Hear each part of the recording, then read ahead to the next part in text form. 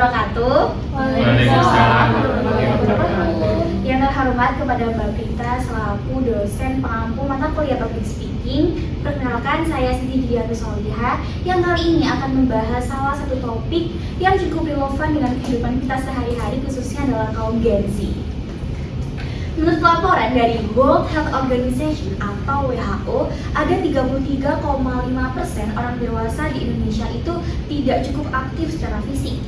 Di penelitian lain juga mengatakan bahwa remaja di Indonesia, khususnya kita kaum Gen Z, ini bermain sosmed selama lebih dari 3 jam per hari. Sebelum kita lanjut ke pembahasan yang lebih dalam lagi, saya pengen tanya ini ke beberapa partisipan yang sudah hadir di sini. Saya pengen naik ke partisipan sebelah kanan. Jawab dengan jujur ya. Kalian lebih suka mana? Disuruh cuci baju pagi-pagi dingin-dingin atau mending rebahan di kasur sambil main TikTok? Rebahan di kasur. Yang sebelah kiri mungkin memiliki jawaban yang berbeda, tapi jujur ya.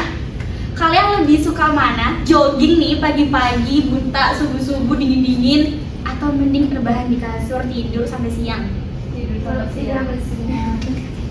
Jadi, apa benar? Masyarakat di Indonesia itu malas gerak. Lalu rajinnya apa? Main Mobile Legends, Roblox, atau mungkin malah jadi dance TikTok? Menurut laporan dari We Are School tahun 2023 itu mengatakan bahwa remaja-remaja di Indonesia, khususnya kita sebagai kaum Gen Z, kalian kaum Gen Z semua kan? Gak ada yang milenial? Iya.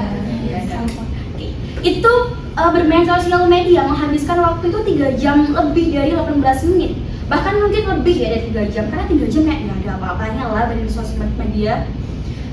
Selain itu, penelitian dari Asosiasi Penjaringan Jasa Internet Indonesia tahun 2022, ada sekitar 89,3% masyarakat di Indonesia itu sudah menggunakan media sosial.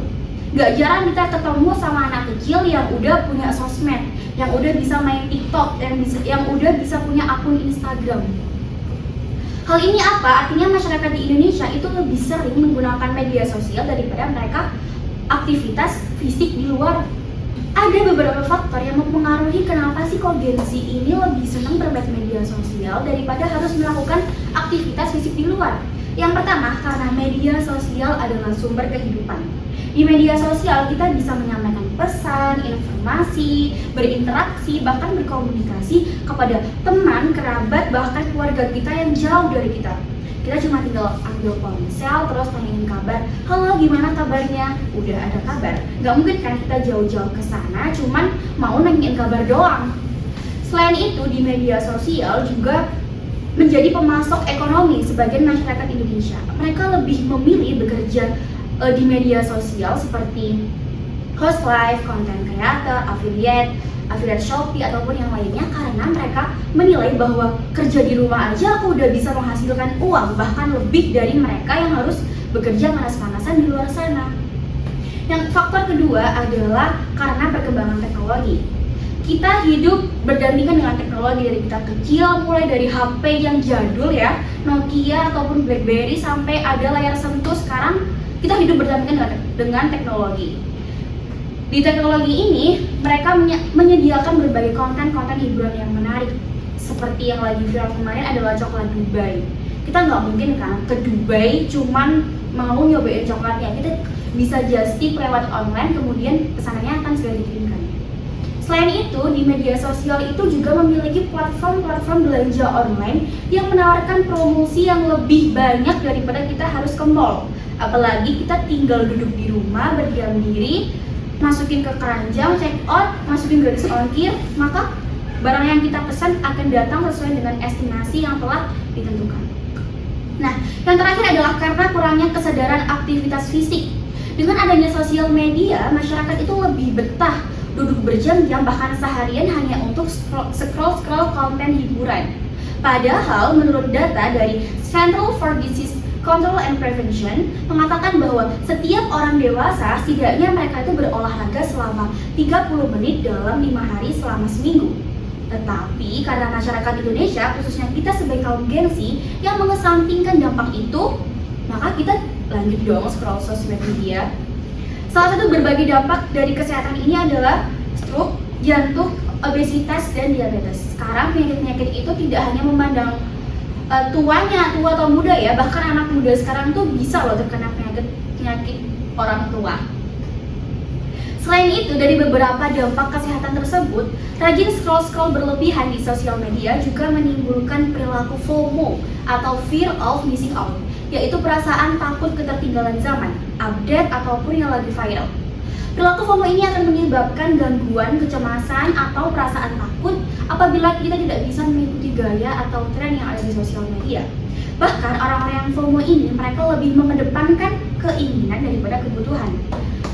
Ada pula orang yang FOMO ini mereka lebih memilih mengorbankan finansialnya untuk mengikuti gaya atau tren di sosial media daripada harus memiliki kebutuhan lain. Ada yang kasus yang lagi viral ya kemarin, yaitu ada dua sepasang kekasih yang mereka itu memilih uangnya untuk rental motor karena mereka ingin ke Bromo, apalagi untuk itu ya tambahan sosial media Instagram ya. Mereka rela nggak makan, nggak minum, nggak bawa bekal, sampai akhirnya di sana ternyata mereka pingsan dan nggak jadi foto-foto di Bromo. Nah, lalu apa sih yang harus kita lakukan agar tetap mengikuti tren tanpa mengesampingkan kesehatan?